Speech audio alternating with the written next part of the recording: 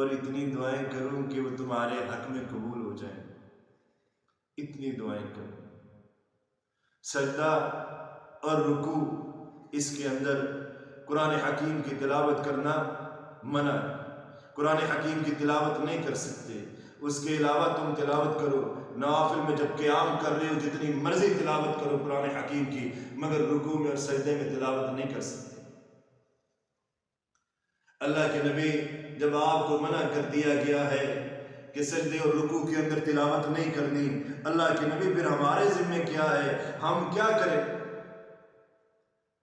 मुस्लिम की हदीस है, अल्लाह के नबी ने फरमाया जब तुम सजदा करो तो रुकू करो तो उसमें ये दुआएं पढ़ा करो, सुब्हानकल्लाहुम्मा रब्बना व बिहम्दिका अल्लाहुम्मा इग़फिरली। अल्लाह तू पाक अपनी तारीफात के साथ, अल्लाह तेरे लिए सारी तारीफात है।